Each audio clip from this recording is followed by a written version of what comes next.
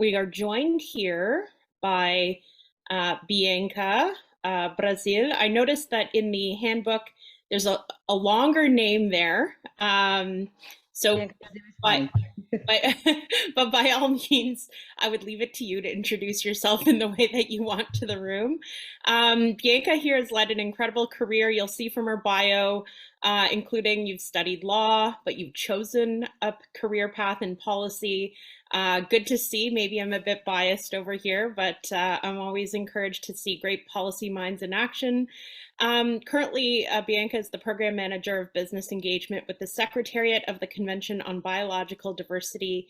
She is here to tell us what's at stake at COP15 in Montreal. Bianca, over to you. Thank you, Karen. Let me begin by thanking the Capitals Hub in Canada for the kind invitation to join you today and for creating the opportunity for this timely discussion.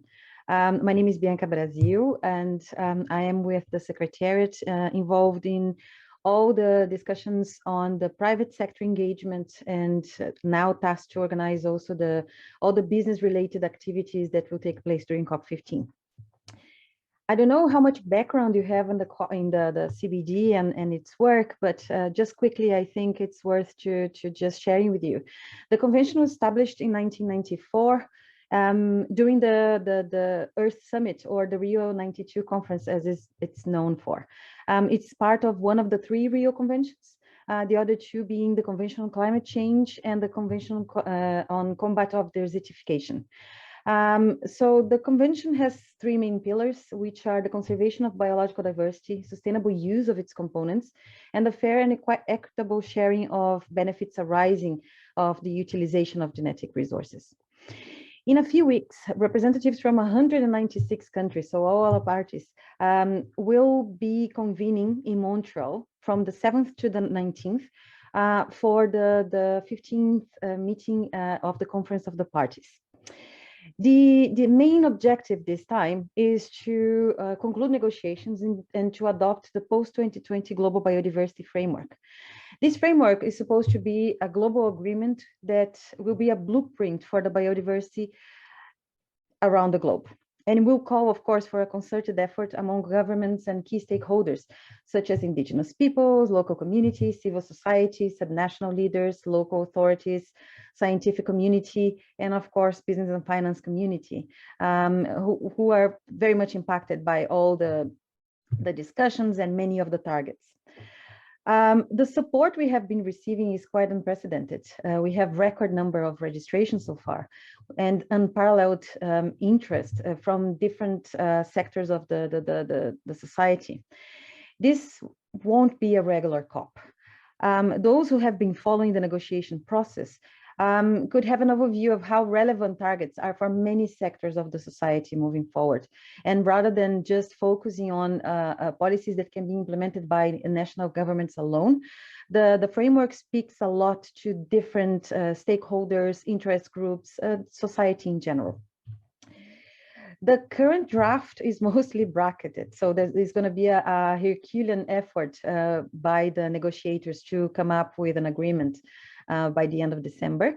The current draft includes, for example, 22 targets that are divided into three main headline issues: reducing the threats of biodiversity, meeting people's needs through sustainable use and benefit sharing, and finally, tools and solutions for implementation and mainstreaming. So I think, as you can see, the human and the natural world values aspects are strongly embedded in the whole discussion, and it's palpable in every single one of the targets, actually. The framework includes targets addressing sustainable management of land and ocean, reduction of pollution, including nutrients arising from food production, for example, the sustainable harvest and trade of natural resources, protection of 30% of land and ocean globally, which has been broadly discussed with indigenous peoples and local communities, control of invasive alien species, and it goes on. It also addresses cross-cutting issues, such as the resources needed to restore and protect biodiversity, and the role of indigenous peoples, local communities, as well as women, girls, and youth.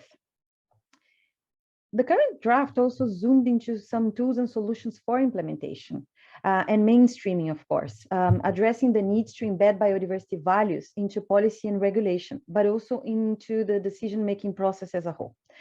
There is a call for embedding biodiversity values into policies and strategies. And I think it might be worth mentioning here that on this specific topic of values, normally economical and political decisions have prioritized certain values of nature, particularly market-based instrumental values of nature.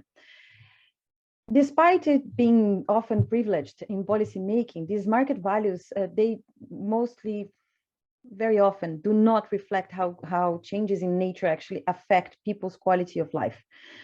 Furthermore, policy making often times overlooks the many non-market values associated with nature's contribution to people, such as climate regulation and cultural identity, human capital, and etc.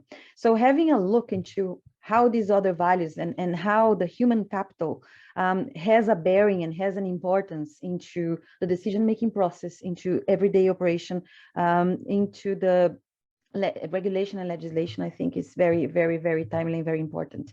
And moving on, it's going to become more and more predominant, I would say. It is also important, I think, to highlight that one of the proposed targets calls on businesses to assess and disclose on their impacts on biodiversity. This could be a game changer since we are still struggling to see and understand biodiversity as a material issue for businesses.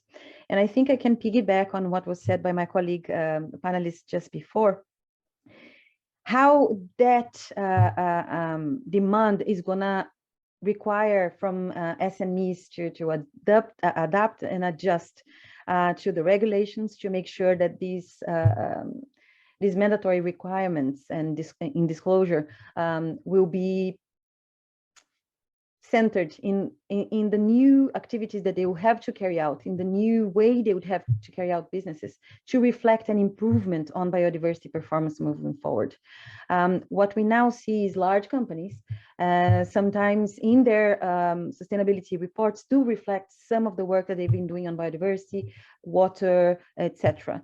But what we don't see very often is these companies working with business partners and with small and medium companies to build capacity so they can know how to report on those, how to improve their performance on those, how to better use natural resources as a whole. So I think having that component into the draft is going to be super useful moving forward and will help ignite the change that we need to see. During the past 3 years, the Secretariat organized online sessions, regional discussions, online consultations, workshops, dialogues, etc., etc. And there was a huge effort to make sure that we included different segments of society. I think one lesson that we learned from the previous framework, the strategic plan for biodiversity 2010-2020, is actually the lack of involvement of stakeholders in the building of the framework. And in response to that, the Secretariat and the parties have made a lot of progress. I like to see it that way. So in every meeting, in every negotiating process, we do integrate and invite local communities, indigenous people, society in general, NGOs, academia, businesses, and finance, who have been super supportive and providing a lot of inputs throughout the process.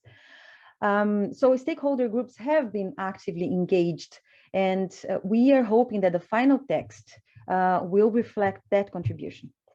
So we're now working very hard to complete the planning organization for COP15 that will kick off on the 7th of December here in Montreal at the Palais de Congrès. There will be many plenaries, negotiation sessions, etc. But we are also organizing parallel events that will provide an opportunity for stakeholders to engage. So we have the Rio Pavilion, which will convene discussions and build coordinated approaches and partnerships towards strengthened efforts to address interlinked crises of climate, biodiversity loss, and land degradation. We have a science forum that will bring the scientific community together to identify key biodiversity and knowledge gaps that can help policymakers to make better decisions. The City Summit will highlight strengthened contribution from subnational and local governments in the post-2020 Global Biodiversity Framework.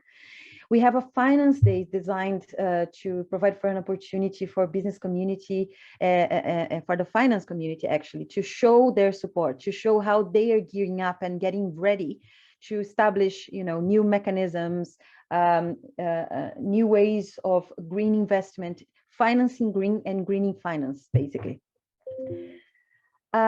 In COP15, for the first time also, we are going to organize an action zone, which means there will be a shared space among all the stakeholder groups where there will be sessions, dialogues, discussions. They will be able to showcase what they've been doing for the implementation of the Aichi biodiversity targets and what they're prepared to do in the next decade to support the implementation of the upcoming goals and targets of the Global Biodiversity Framework. We're going to have, of course, a 2-day event on the Business and Biodiversity Forum focusing on the business community.